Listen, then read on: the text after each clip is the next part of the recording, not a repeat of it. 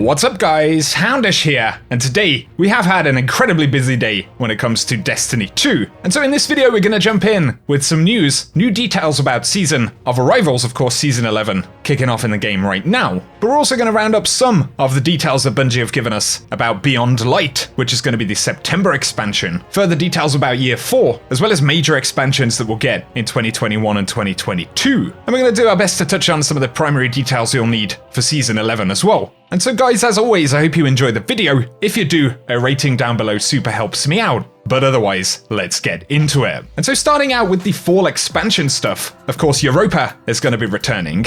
And now we also know that the Stranger is returning, and she has a pretty crazy ghost by the look of things. If that even classifies as a ghost, I'm not entirely sure. But we'll be heading to Europa to fight Eremis, the leader of a new pyramid ship. And I could be butchering that enemy's name, but we'll need to confront her and her new empire on the new destination. They also confirmed that the Deepstone Crypt is going to be featured on the location, or at least in the expansion, and will actually be the location of one of the new raids for the game. So that's going to be pretty cool, and they've claimed that there will be 3 raids playable this fall. And they had also confirmed that the Vault of Glass is going to be returning as well, so that's certainly some pretty crazy stuff. And one of the major gameplay elements for the fall will be the ability to wield the darkness, so this is going to be called Stasis, and it's actually a new damage type, not just a subclass or a series of abilities. And of course these are things that we'll get finer details about later on. And they gave us some pretty cool pre-alpha footage of the destination itself. Of course, that's what we've got in the background right here, with some of those abilities, enemies, and juicy images of various bits of gear as always.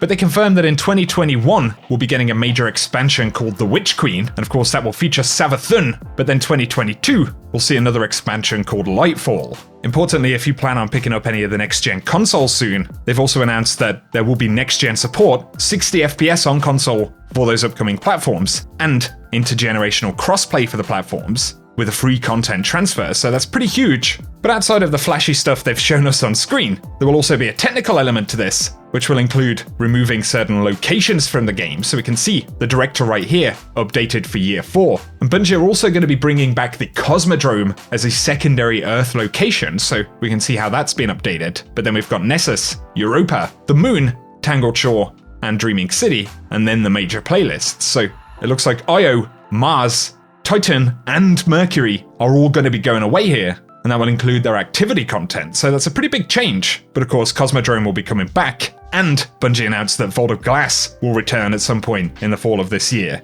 And then of course there is Season of Arrivals, so this is where we're going to get onto some of the content we're getting in the game right now. Initially, a new dungeon will be launching later today. Kind of a surprise this one. Bungie said that there will be some pinnacle armor drops. There's also a new public event, and we see the Road to Ruin, a new exotic quest weapon right here. All of these things shown off in the trailer.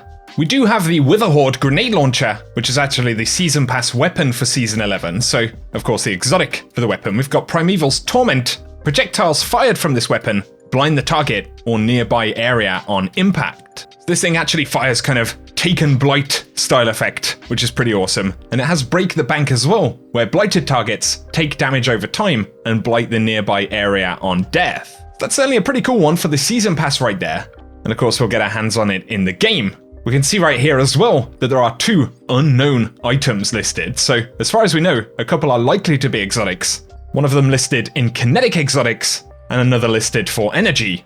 Although we can see right here that it doesn't appear we have any new exotic armor for this season, at least listed in the collection, which is a bit of a departure from what we used to. Although very interestingly right here, we get a bit of a teaser for something that's actually hidden in the collections, but we can see Sand and Sun, which is a new exotic ornament for the Traveler's Chosen. And the ornament itself will come from Eververse, but having an exotic version of the weapon right there is pretty telling, and I would guess that this is one of the hidden exotics that are otherwise in the collections. But now thanks to Light GG, we can see the bonuses for Traveler's Chosen, so it comes with Gathering Light. Each final blow with the weapon grants a stack of Gathering Light. To consume stacks, granting melee, grenade, and class ability energy based on the number of stacks. And it adds that Guardian defeats add 3 stacks. And then we've got Gift of the Traveler, and each stack of Gathering Light improves the weapon's reload, handling, and target acquisition. So this is going to be a pretty interesting one. And it's kind of hard to get an idea as to exactly how it will perform until we see it in the game, really. We should also mention while we're here that Witherhoard will get its own ornament. It would also appear that the Runeus Effigy is the trace rifle that will come as part of the exotic quest for this season. So we can't see the perks for it right now in-game in collections, but once again the ornament is showing up right here, and this is the Equinox ornament for the weapons. So definitely pretty cool to get a look at that. We can also get a look at the quest steps for the exotic quest for this season, which I believe is associated with this weapon. So we've got 22 steps to this quest, and it includes meeting Asher on Io, helping Asher to investigate the pyramid's influence, running the Pyramidian Strike, running the adventure Unexpected Guests, and then going to visit Sloane on Titan, defeating a Hive Knight in a Lost Sector, opening chests protected by Hive Ultras, and then completing the Strike Savathun's Song, and finally meeting Brother Vance on Mercury, completing the Garden World Strike, the Tree of Probability Strike, the Bug in the System heroic adventure, and then also investigating Mind Lab after visiting Anna Bray, defeating bosses in Escalation Protocol, the adventure Deathly Tremors, and then finally heading back to Zavala. So that's going to be a pretty insane, very long, grindy quest right there, and we can see that there is an exotic icon for it. And interestingly, we have an exotic cipher. This is an item right here, an exotic currency with historical data preserved as luminous matter. Present it to Zer or a Cryptarch to receive a reward.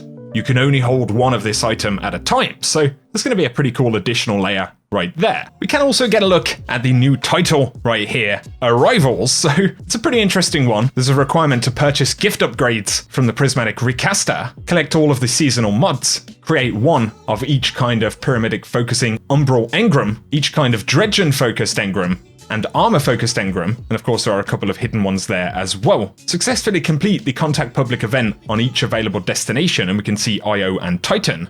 And then to defeat each boss in the public event, and that drops a pretty cool emblem. Completing one of each of the 3 encounter types in the mission Interference, and then otherwise we have a bunch of secret triumphs. And there is also the badge right here that shows some pretty cool weapons. So we've got Temptation's Hook right here, and we can see potential bonuses of Hungry Edge, which gives you increased sword ammo, Enduring Blade, or Owned Edge, and then we've got Balance Guard, or Swordmaster's Guard, Tireless Blade, and Surrounded. Of course, that's just a potential roll. But these are some really cool weapons, and you can check out the full badge, or at least everything that's visible, apart from the hidden exotics right here in the game. Otherwise, guys, I'll let you check out the stuff in-game, and I'll be keeping you posted about the activity content. So I hope you've enjoyed the video right here, a bit of a mashup of the news that we've had today and some of the kind of key things that we can take a look at early on this season. And so I hope you have enjoyed the video. If you have, a rating down below super helps me out. I'm going to play the cinematic portion for this season in case you skipped over it, wanting to get to the gameplay today. But if you're new to the channel, stay tuned right here, get subscribed, and I will keep you posted on all of the content and that good stuff. But otherwise, thanks for tuning in, and whatever you get up to, I hope you have an awesome day. The Hive wanted a return to war on the moon. They built a lunar fortress to back their assault. A grand stage to announce their revival. You climbed that scarlet citadel, and the Hive met you head-on. You buried them. But we found more than Hive on the moon. The dark has reached out. We have no choice but to reach back.